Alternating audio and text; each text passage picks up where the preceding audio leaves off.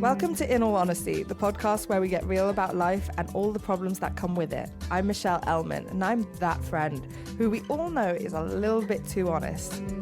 You might not come to me when you get back together with your ex, but I'll be there for you when it all goes tits up. Welcome back to In All Honesty, and today we are talking about decentering men from your life. Now, this is something that is a conversation that's been taking place on TikTok a lot, but it's essentially about not prioritizing the men in your life, but also not pushing marriage, having kids, all of these aspects on a pedestal. And living in a patriarchy often means you will tend to prioritize the relationships with the men in your life over the women in your life. And that could mean giving the men in your life more grace than the women in your life. Or it could mean being at lunch with your friends and texting the guy that you're dating under the table. And I think it's important we have this conversation of removing men as the focus of your life. And I say it with that emphasis because it is your life, not the men in your life. And so you have to actually take a moment to recognize that when we live in a world of patriarchy, a lot of this will be going on unconsciously. The reason why most people center men in their life is because they are craving or seeking the love that they likely didn't get from a male caregiver or role model, usually the father figure in your life. And that might not be your literal father. It could be a male teacher who is the main caregiver in your life. But when you don't have the love that you deserve from the male caregiver in your life in early childhood, what happens in adulthood is it means you seek out the approval of all the men in your life as a method to try to replace the love that was missing in your childhood. So what happens, for example, is let's say you had an absent father or a father who only gave you love dependent on you performing good grades in school or emptying the dishwasher at home or achieving a certain amount of success in a sporting arena, then that meant you learnt a relationship to love where it was dependent on something. And if you don't correct that, what happens is it will affect how you interact with any man because it almost becomes a projection.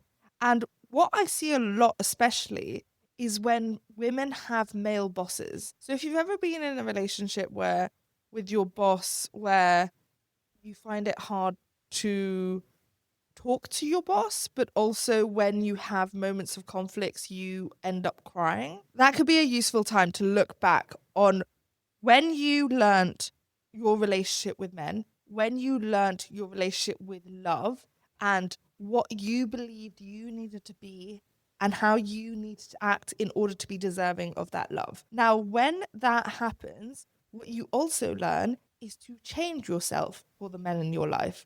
And that's why it's also not benefited by the patriarchy, because in dating books, for example, you would have been fed this message that in order to be dateable, in order to be lovable, you had to not be yourself. And it will be that combination of your father figure in your early childhood telling you that you aren't okay or enough as it is. And because we have this relationship with our caregivers where it is almost meant to be an automatic love, that if you don't get that, it is a very formative experience when it comes to adulthood. When I think back to my childhood, for example, it's something as simple as I went to an all-girls boarding school, and if you had a boyfriend, it was a status symbol and a social symbol of popularity that you couldn't attain in any other way. Now, if you couldn't find a boyfriend, the second tier would be to have male friends. And how this was signified was actually by having photos of men on your wall. So you used to have these massive pin boards in our dorms, and you would have all of this space to put all your pictures up, and you would put all the pictures of all your friends up. How cool you were was actually determined by how many men were in on your photos. And yes, you'd have the celebrity aspect of your board where you might pin up a photo of Zac Efron. That's probably dating me. But that was the guy that most people had on their wall at the time. But if you had male friends, it was seen as such a symbol, and it was seen as such a sign of being cooler, being more lovable, being more worthy, being more interesting. And so from an early age, what that teaches you is that the male relationships in your life are worth prioritizing. And this is where, more commonly for everyone else, you might have the sensation of being in your early teens and your friends neglecting your friendships the moment a man appears. Or you might be at dinner and the only conversation you have is about men. If you think about all your pivotal bonding moments in your teenage years, a large amount of those conversations will revolve around dating. And this is where I think we don't realize that we do center men and then don't realize how we need to decenter men in order to prioritize ourselves. Obviously, I believe in prioritizing yourself. It's why selfish is in the title of all of my books. And I think the stigma of being selfish is that people truly don't understand the definition of it. So if you look at the definition of the word selfish, it says to prioritize your needs at the detriment of others. And people think that part is optional, but it's actually compulsory. If you want to rest on a Saturday evening, you need to disregard your boss's need for a reply to an email or you to pick up the phone in order to prioritize your need for rest. And so it's not this optional thing. You actually have to be able to say, my needs are more important, they come first. And therefore, as a result, if my needs come first, your have to come lower. Whenever we talk about mother wounds or father wounds, these are the deepest wounds you could possibly have. I probably need to do an episode on the mother wound if I've not done so already. I've made quite a few episodes, I sometimes lose track. But specifically around the father wound, I think the first place you start is look at how you chase the approval of the men in your life. Look at how you make different decisions depending on whether you get that approval.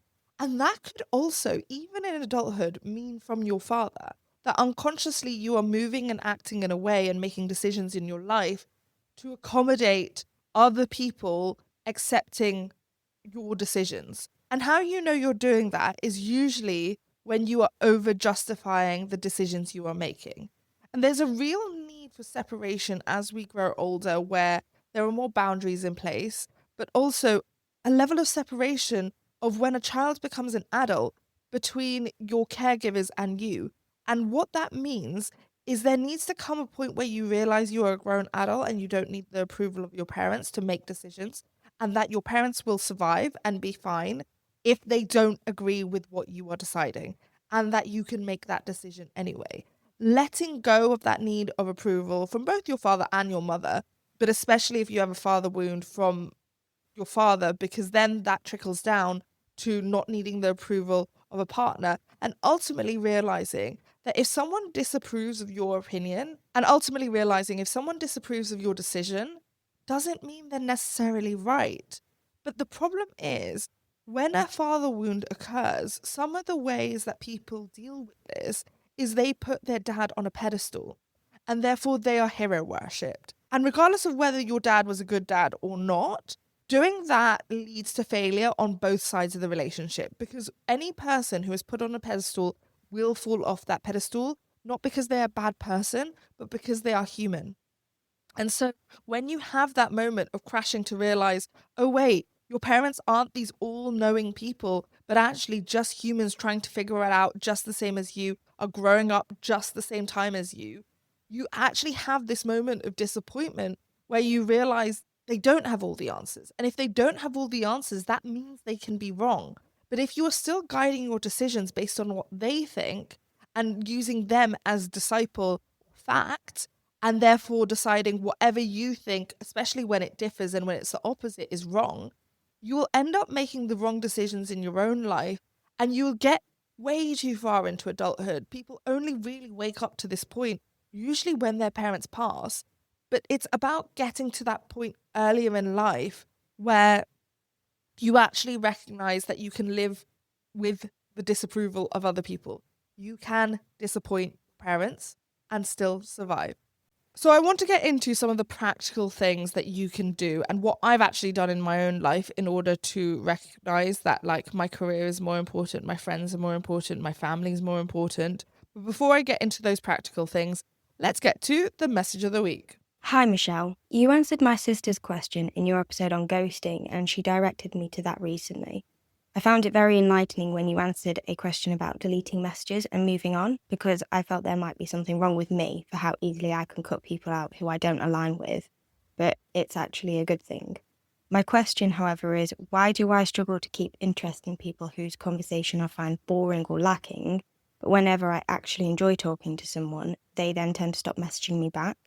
Is this just part of the dating world, or is there something I need to be working on? Thank you, Jackson. Such a great question. I also love how you phrase the ending of, is this part of the world, or is this something I should be working on? Because it demonstrates your personal growth. And I think it's a mixture of both. Unfortunately, most people on dating apps don't know the art of a good conversation. And so a lot of conversations are boring. It's that, hey, how are you? Yeah, good. How are you? And I think it's not that people are boring themselves, but actually that one, everyone's a little bit drained by having repetitive conversations with so many people, and so they invest less in those conversations. I sometimes see myself falling into this trap of having boring conversations, and I know for a fact I'm not a boring person, but on a dating app, if you are giving me nothing, I can also be quite boring in response because I'm distracted, because I'm also trying to work at the same time, because I just don't have any energy. There are so many reasons why someone can be boring on a dating app. But what I try to do as much as possible is start the conversation on an interesting standpoint. And if I can make an interesting comment and someone replies giving me nothing back, and I think this is where the word boring is subjective, so let's get a bit more specific. If I am saying, like, someone goes, hey, how are you? And I say, oh, amazing. I had the best day. I interviewed this really interesting author today, and I'm talking to this neuroscientist later, blah, blah, blah. And they reply, yeah, good. Oh, cool. Nice. I gave you like 3-4 different things you could have commented on. You could have literally asked me what I do. You could have asked me, like, oh, what did the neuroscientist say? Or, wow, that's such a different, like, wide range of people to talk to. Oh, are you in an interview? There are so many things you could say in response to that. If that is the level of investment they are giving in a conversation, that's where I'm like, okay, done. In terms of people losing interest, unfortunately, I do think there is a aspect of people on dating apps where they are there without a lot of intention to get off the app. I think, unfortunately, the mechanism of a dating app is anybody who just wants attention will get it. And so the messaging will be enough. To give you a frame of reference, I actually was looking last night at how many dates I have booked in this year and how many dates I've ended up in. It is a 50% cancellation rate. And that is so horrifically high. And when I say cancellation rate, I mean picking a date and maybe not picking a place, but picking a date, me putting that date in my diary, and then either on the day not replying to a message, or messaging up till the day and then stop replying, or me being like, hey, what's the plan? And then nothing coming back. That is where it's not personal, where it is just dating apps, and it is horrific, it is inexcusable, and it is a waste of everyone's time. And especially when you've been talking for 2-3 weeks. I'm currently in that phase right now because I was out of the country for a week and I was also like down in Bath. So there were 2 weeks where I couldn't book a date in. And unfortunately, I do find if you are talking on dating apps longer, the chance of you actually ending up in person is lower. And you tend to also attract men who love the chatting for the sake of chatting. So for me, the dates I actually ended up on this week were dates where when I was out in Portugal, I planned the date and then we did not actually speak until the day of the date, and then we went on the date rather than speaking for the last week, 2 weeks.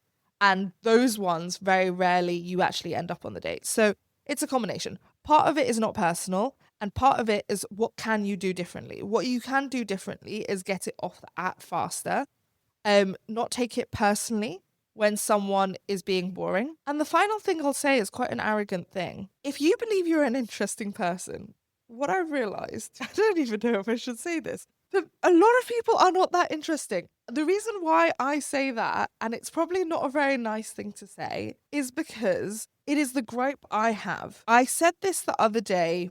I went on an amazing date. I went on an amazing date 2 weeks ago. And honestly, he was making me laugh so much of the date. And I came off, and he originally wanted a second date, and then he didn't want a second date. And the point is, I still had such an amazing time. I had spent like 6 hours with the guy, had so much fun. I was so grateful for the experience. And when I was talking to my friends about it, I said to them, I was just so grateful to be with someone who was so interesting, who literally had me so absorbed into the conversation, fascinated by every word he had to say. And I realized how rare that was. And so I feel like that's reflecting an experience you're having as well, of just people not meeting you at the level you are at. And I don't know whether this is the disparity between men and women. And I like dealing with the world as it is, not how I want it to be. But I think women, especially now, are so invested in their personal development and so invested in their personal growth.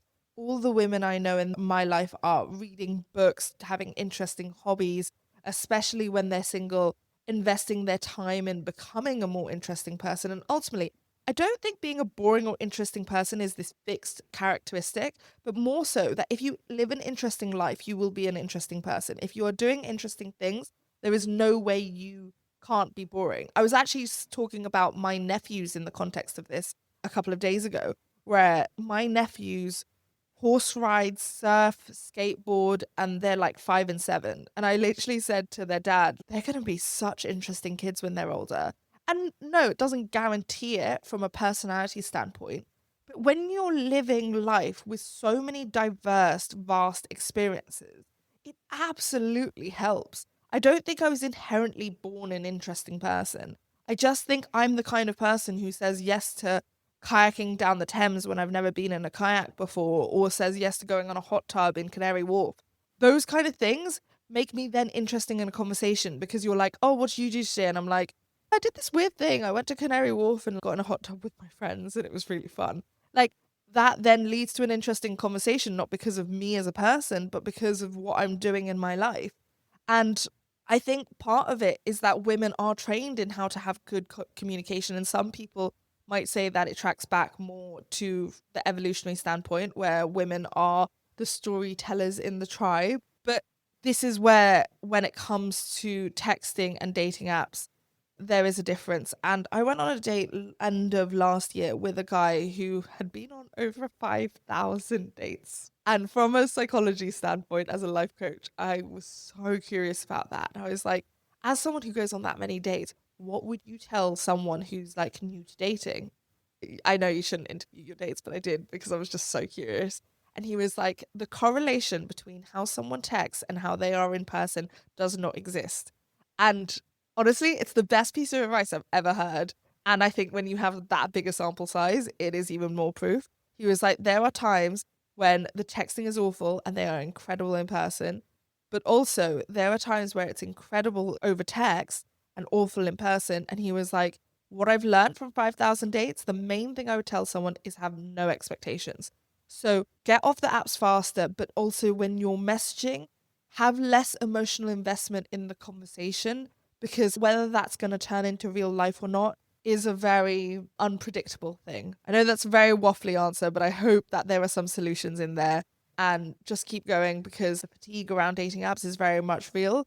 I'm experiencing it too, and you're not alone. So how do we practically decenter men? The first thing I did was remove all notifications on dating apps. You don't need them. You check dating apps when you have the time to. Hopefully, when you are bored and doing nothing else. It also means I have limits in terms of I don't check dating apps during working hours. I am working, I am doing my job. That is my focus and that's my full attention. And then dating apps slot in, not just the swiping, but the replying to messages, slot in around that. As a result, if we are on dating apps, it means that you are likely only getting a reply from me once a day. And this leads to what I was saying previously about not having these ongoing conversations. Now, if we are on a dating app and a guy suggests WhatsApp, absolutely. But it's the same thing, because once we're on WhatsApp, even if we've not gone on a date yet, I don't really mind swapping too early, because I also hate the logistics of a dating app. And I don't mind blocking someone if they're crossing my boundaries on WhatsApp. So I will say yes to giving them their number at whatever stage, before a first date, after a first date. But All men I have dated, am dating, have even gone on one date with are in my WhatsApp. Not even that. There is a man in my WhatsApp archive who I just had a crush on. I only notice that little one in the corner when I am bored or when I am doing nothing else. Or when I've gone on WhatsApp to reply to a friend and I'll notice it. But the chance of me replying to someone in my WhatsApp archive is a lot slower than anyone else, first of all. Second of all, being in my WhatsApp archive means I get no notification for when they text. And also, it means that when I am replying to a text on WhatsApp, I am much more likely to reply to a friend first. I have a lot of work on WhatsApp as well. But it's the mentality that my time and my calendar don't revolve around men.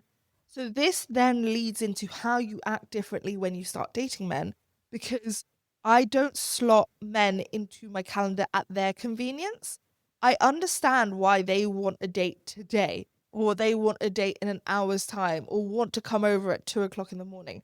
And also, that doesn't work for me. And that is one of the boundaries I set of, if you want a date with me, you are going to have to plan it.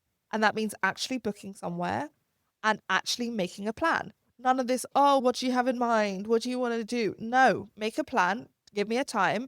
And if they try to put it in my court, I actually had someone do this yesterday. Oh, I don't mind. What do you want to do? And I went, up to you.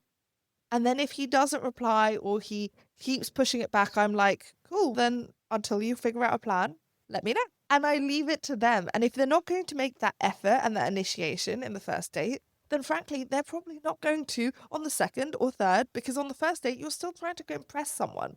So if you're not doing that behavior when you're trying to impress someone, what hope is there moving forward? And then when I get asked for a date and time, I will give them two options. I will be like, I'm free on Tuesday evening or Thursday evening. I'm not that sensitive about like prime real estate in the week. There are some people who are like, I would never give them a Saturday. Frankly, sometimes Saturday is the only time I have free. I actually am going on a date on Saturday. And I think being sensitive around that, if that works for you and your Saturday is like prime friend time, absolutely. For me, I'm not particularly sensitive about that, but I will give you two dates.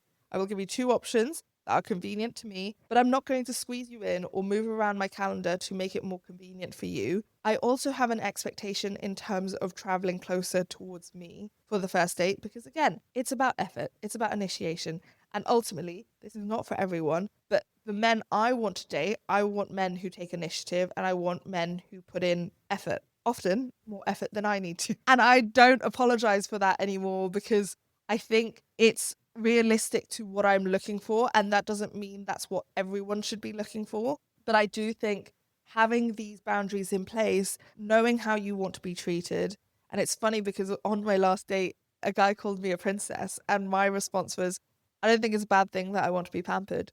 And it was so instant. And I was talking to a friend about it last night. And she was like, ooh, being called princess is quite passive aggressive. And I was like, I didn't even see it that way. I just was like, I just didn't see it as an insult, because I was like, I am a princess and I should be treated like one. The ultimate thing around decentering men is make your life more interesting. Stop making dating the conversation when you meet up with friends. Stop making that the main conversation topic, the main thing you bring to the table. It's this whole narrative of the single one in the friendship group brings all the interesting dating stories. Stop being the butt of the jokes. Stop bringing those dating stories to your friendship group. Your dating life is not for their entertainment. But also, why are we going for lunch and only talking about the men in our life? Let's stop that. And how you stop that is you have other things to talk about, which means you have to build out your career, which means you have to build out your hobbies, which means you have to read interesting books or go do interesting things, go to interesting events. So you have something else to talk about. And the ironic thing is, if you have interesting things to talk about and you have an interesting life, that ironically makes you more dateable, because you aren't so invested in the outcome of the dates. You aren't waiting to live your dream life when a man appears. I remember there was a point in my 20s where I was like, oh, I really want to go to the Sky Garden. That's something I would do with a boyfriend one day. And then I was like, screw it. Like, I'll just go to the Sky Garden. Or I was going to go on a second date with a guy who was really into bouldering, and so we were going to go on this rock climbing date, and when he cancelled that date, I was like, oh, I was more excited for rock climbing than the date, so I went rock climbing. And I stopped putting this line in the sand of all these interesting things will happen once I'm in a relationship, and started doing them anyway. Stop waiting for men in your life to live an interesting life. Start your life now. Your life has already started. You need to be doing these things before you run out of time. So if you have more questions about that, shoot that over to me on Instagram. I can do another episode about it. And since we were talking about the father wound in this one, if you want an episode on the mother wound, we can also talk about that. And we end every episode talking about something I am working on or something I am learning. The thing I'm working on or learning is what I've realized is when I go faster in my brain or am like hyper productive, it's usually because I'm avoiding something. So I had this the other day where the amount of productivity I did before 9 a.m. on a Monday morning was out of this world.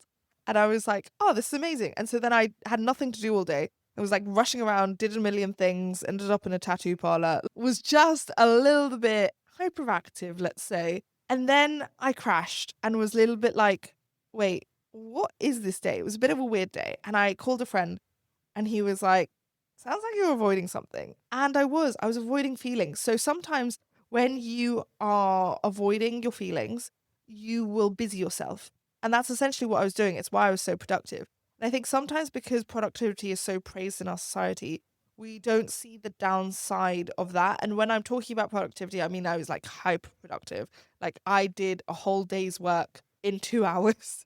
And it was because I was so keen on avoiding how I was feeling. And so the key to all of this and the thing I'm working on is anytime I feel like that, I want to just slow down, breathe, take a moment, slow down, and just do a body scan. And that's what I did. And then I sat on my sofa for 10 minutes and just felt it. And I felt a lot better for it. So highly recommend that if you feel like you're racing around, or actually one of my telltale signs is when you are looking on your phone for a notification that doesn't exist. Like you're going through all the apps and you're like, I swear I'm forgetting something. And you're going around and opening different apps and you're just like, what am I actually looking for? You're usually looking for a distraction. And so once you recognize that and you put your phone down and you sit there literally still for 5 minutes, go back to the podcast episode I have on here, which is all about how to feel your feelings. Go do that. Go listen to that. It's a 20-minute episode that you can listen to. And then you've centered yourself. Then you can go back into your productivity, but actually be in your body and not be avoiding all your feelings.